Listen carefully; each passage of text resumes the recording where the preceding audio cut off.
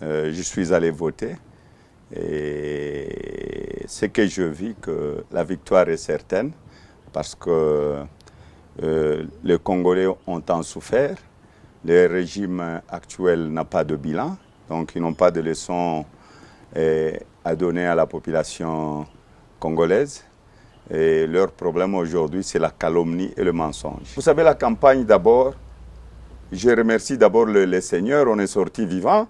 Et à Moanda, il y a eu des tirs à balles réelles. Et c'était seulement les gens de la majorité qui pouvaient faire la campagne normalement dans notre pays. Dans une interview à Top Congo, Jean-Pierre Bemba a tenu des accusations graves contre vous. Il vous accuse notamment d'être capable, je cite, de marcher sur des cadavres pour vos intérêts personnels.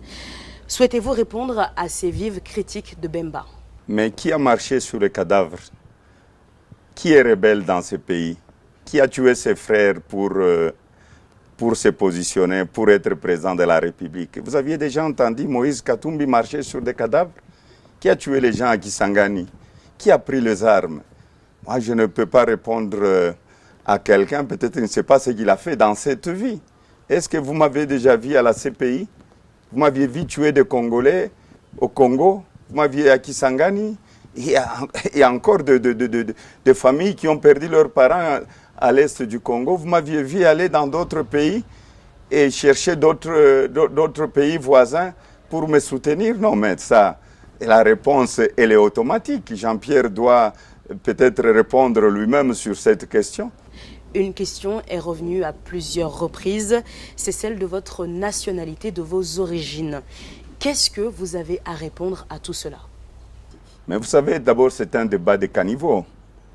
Je suis né ici. Ma mère est une princesse Yeke. Et je ne vais pas renier mon père. Mon père, c'est un blanc.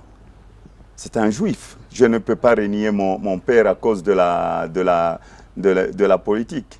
Comment réagirez-vous à l'annonce des résultats si vous n'êtes pas vainqueur? Vous savez, si les élections sont chaotiques, nous sommes protégés par la Constitution, l'article 64.